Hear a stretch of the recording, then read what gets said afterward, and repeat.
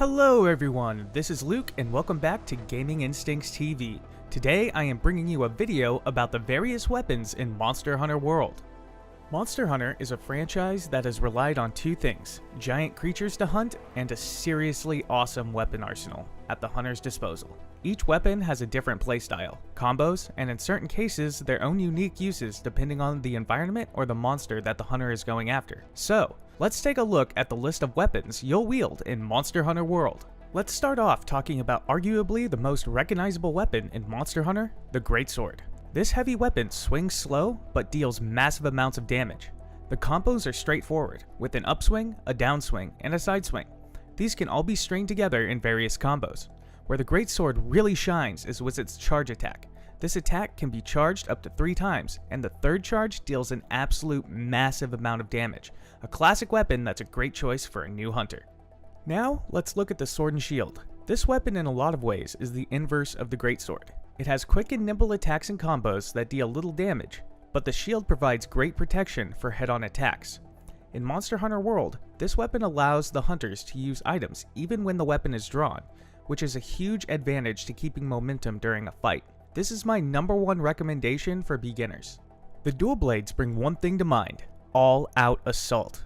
They allow the hunter to attack in a flurry of blows that can easily overwhelm monsters. The combos transition smoothly to allow the hunter to keep up an assault, and are probably the fastest of the weapon types. The dual blades also allow a hunter to enter demon mode, which increases your attack speed and damage output, a deadly weapon choice for any hunter to choose. Next up, the hammer, a powerful, heavy, blunt weapon that deals a ton of damage on impact. While the first swing of the hammer can feel slow, when the combos start to chain, it picks up pace.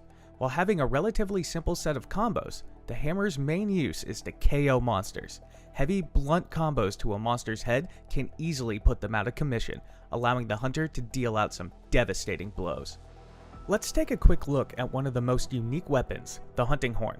This is a support weapon that attacks much like the hammer, but provides buffs for members of the party on hunts. This is done by doing an attack combo that plays a series of notes which appear at the top left corner of the HUD. Each note corresponds to a different move or combo. The different buffs are determined by which combo was played, a must-have weapon for those who love to play support class.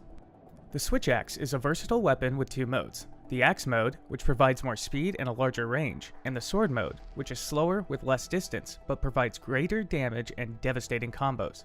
To switch to Sword mode, you must fill the weapon gauge by attacking with the axe.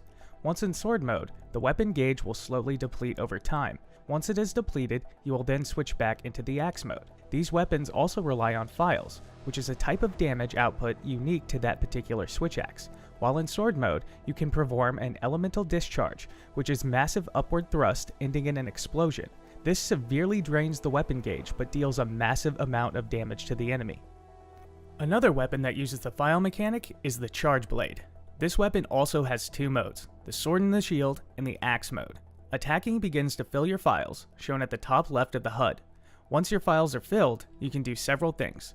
In Sword and Shield mode, you can store your files in your shield, which will cause your shield to glow red, increasing its blocking power and gaining the ability to transfer the files into your sword, also increasing power. In Axe mode, once your files are filled, you are able to dish out a massive elemental discharge attack, doing huge damage to enemies. This weapon is complex, but its versatility is unmatched in my opinion. The Insect Glaive is my personal favorite weapon of the franchise, the long spear with a twist. This weapon is paired up with a Kinsect, an insect that rides along with the hunter and provides buffs to do a bit of extra damage. While the pole-style weapon of the glaive itself is great for distance jabs and aerial attacks, the Kinsect is what really shines here. The Kinsect harvests various nectars off of different areas of the monster's body, each of which provides a different type of buff to the hunter. If all 3 offensive nectars are collected, the hunter begins to glow and has a major increase in power, a very useful weapon for solo hunts. The longsword is a great weapon for longer ranged combos, giving the hunter the ability to keep their distance and look for attack opportunities while still dealing damage. As you attack with this weapon, it adds to your spirit gauge. When this gauge is filled, the hunter can perform the spirit attack combo, and if landed, will give the hunter a damage buff. This can be done up to 3 times, increasing the power of the buff each time. Each level is matched by a color. white, yellow, and red. Over time, the buff decreases, so it is in the hunter's interest to keep the spirit combos to maximize damage output. Let's take a look at two of the mainly defensive weapons. First, the lance. With a massive shield and a long lance, this provides plenty of cover for the hunter with the ability to poke at the monster. This weapon also has the dash attack, where the hunter holds their shield and points the lance forward and goes into a full tilt sprint.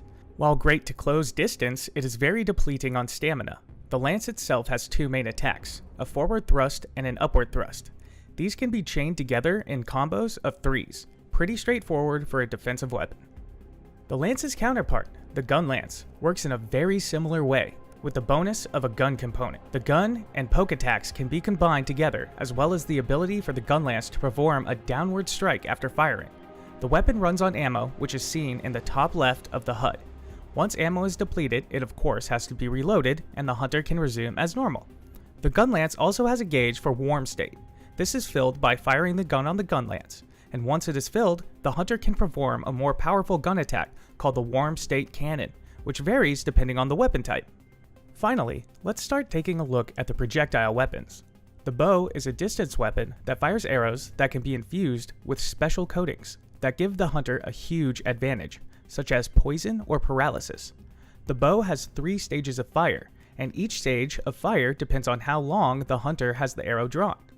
Each bow has a different firing effect on all 3 stages, such as a single shot or a volley of 3 arrows.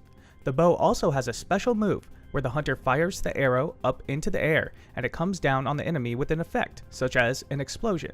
The bow is a great weapon for speed and mobility. The light and heavy bowguns are the last of the 2 projectile weapons. Both have the same mechanics, point and shoot. The difference comes down to mobility and power. The light bowgun allows the hunter to dodge around better and has a faster rate of fire, where the heavy bowgun is more focused on big damage attacks. Both guns rely on ammo to attack. Different types of ammo do different things to the monster, much like the coatings on the bow, such as status ailments or sticky bombs that stick in and explode. These weapons are traditionally viewed as support weapons, but with the new shooting style in Monster Hunter World, it makes them feel very viable in solo play.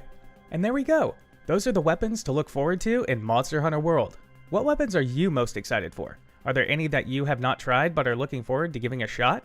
Let me know in the comments below, and come back soon for more Monster Hunter World coverage. Gaming Instincts TV will be leaving you right here. Don't forget to like this video and subscribe to the channel for more video game coverage. Peace out!